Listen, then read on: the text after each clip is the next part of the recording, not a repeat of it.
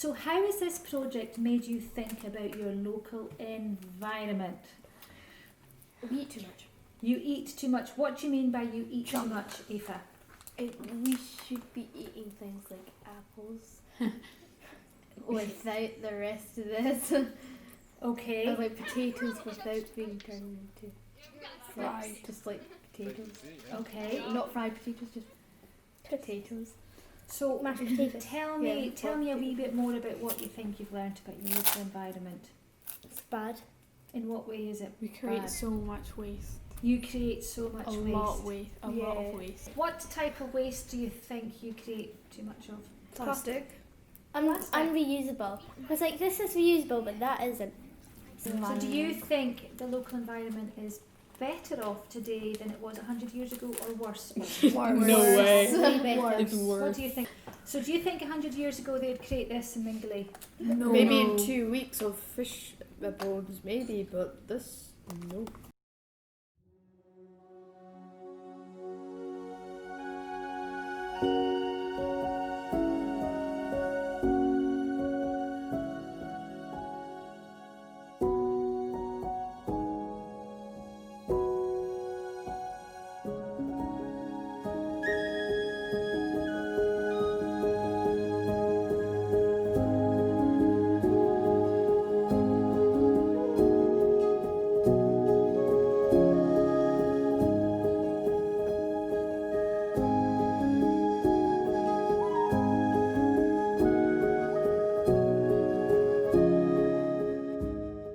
Leaving Mingulay took place over several years, with the final evacuation in 1912. The last few people that was there. There was 3 or 4 households held out till it became untenable, and the final exodus was in 1912. But it had been ongoing from 1907, when the raiding of Battersea started. And Mingulay families weren't going to be left behind. When they heard there was land available to be raided in Battersea, they knew that they were in a fairly precarious situation. So they, quite a large contingent of them left Mingulay to start raiding in Battersea and to put up huts so they would have a prior claim.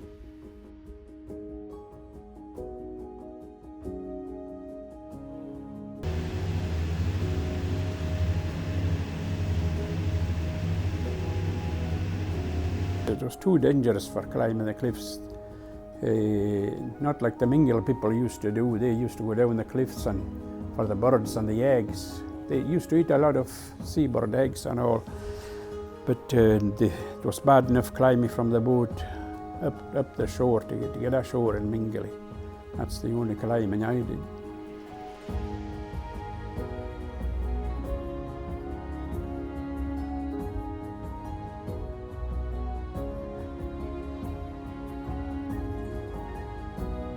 What crops did they grow in Mingulay? Well, they grew hay, potatoes, corn, oats. I think that's about all the crops that they grew.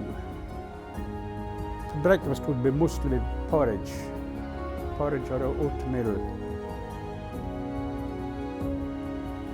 The normal day routine varied in the summertime from May onwards. From basically from the men folks' point of view, they would start fishing sometimes as early as February if the weather was favourable.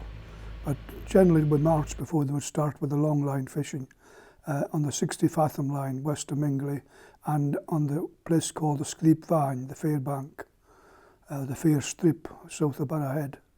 These were famous fishing grounds for long lining, and long lining would attract ling, cod, other types of fish including skate and sometimes conger, which wasn't so welcome a catch.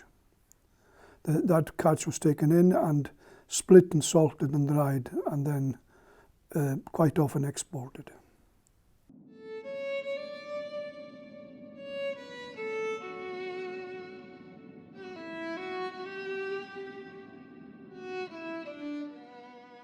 My great-grandfather was from Mingulay. He was born and brought up there. and subsequently moved to Barra when he was a young man. He was called Donald McPhee, also known as Dol Ban Ilinach. He had a boat and it was called the Provider, and there's a few people in Barra who are descendants of his, and one of them has a boat to this day called the Provider, Martin McPhee.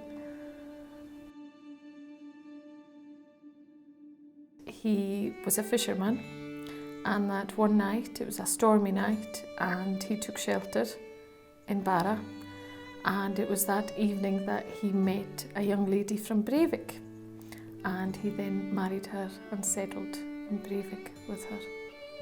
I think the average day in Mingulay would have been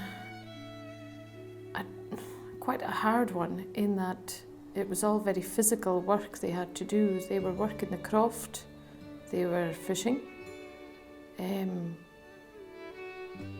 They were also very holy people, so a large part of their life would have been about praying as well as working on the land.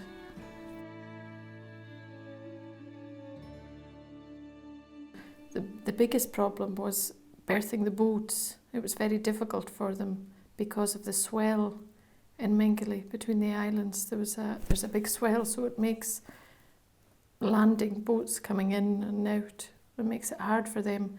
So they had to, I think, they had to pull the boats up on the beach, and that was a difficult job for them to do. They had built a derrick, but it hadn't been very useful. So that was the hardest thing. I think also because the population had grown, it became difficult to work the land. They were quite overpopulated for the size of the island, so it was difficult to grow maybe as much as they needed.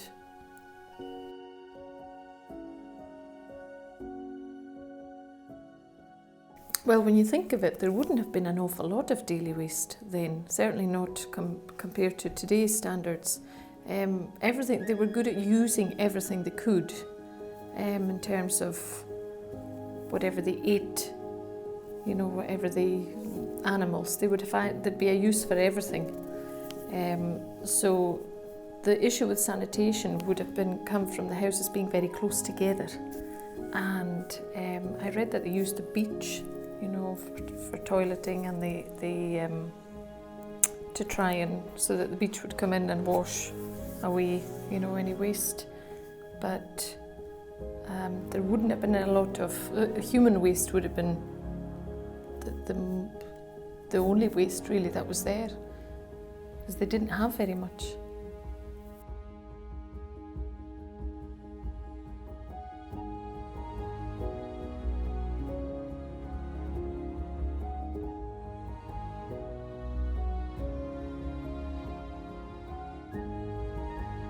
I worked for the National Trust for Scotland, and they took over the ownership of Mingulay, Pavey and Berneray, which are collectively known as the Barrahead Islands, in 2000. I started working for the National Trust in 2010, so I've been employed as a countryside ranger on Mingulay since then. My main role down there is just to monitor what changes are happening to the island, monitor seabirds, monitor vegetation, the changes that are happening there since islands are no longer grazed, monitor rabbit populations because we control that, and talk with visitors, explain to them the importance of the islands, and generally show people around the island and down there at the same time. Mingulay is actually situated about 13 miles south of Barra. It's the second last island in the Outer Hebrides in the chain. They access it by boat from Castlegate. A charter boat goes down during the summer month, so it's really only the summer month you can get onto the island. We have other visitors arrive off small cruise ships, yachts, kayakers, people like that. I just managed to get down in the summer month, so I'll go down for a week or two at a time and stay down there. What makes Mingulay special? It's a place of outstanding natural beauty, and it's got a huge historical interest as well. A lot of people in Barra have got family relations. Ancestry comes from Mingulay, and it's got a huge emotive tie towards the island. Since I've been going to Mingulay, I haven't seen any great changes to the marine life. We find the basking sharks round the island. We generally see them in June, but that can vary from year to year. Some years there'll be huge numbers of basking sharks around. I mean, there's one day 60 basking sharks were counted between Battersea and Mingulay. The following year, I think there was one basking shark seen the whole summer. Last summer, I counted 28 basking sharks at one time from the schoolhouse on the Mingulay. But the basking sharks, they seem to move with the current. So if some years there'll be more basking sharks out towards the Outer Hebrides, other years there's more, the numbers are more towards the Inner Hebrides. So they seem to vary from year to year. But the general number of them doesn't appear to be in any decline. Other marine life we'll see dolphins, occasional whale, but not enough for me to make any sort of judgment on any great changes. Though we do know that there are killer whales, a lot of killer whales round about these islands. There's a huge seabird population on Mingulay and Berneray combined. There's over 100,000 seabirds recorded on these islands, and they vary from guillemots, razorbills, puffins, fulmars, kittiwakes, gannets. We've got a small gannet colony on Berneray, and also last year we found the first time a storm petrel nesting on Pavey, which was really quite interesting. But the importance of monitoring them is just to see how seabirds are actually coping with all the changes in the environment and how well they're actually doing. Seabirds, Scotland actually has 40% of the breeding seabirds in Europe, and a large percentage of them are on Scottish islands. So it's very, very important that we monitor to see just how successful these birds are breeding.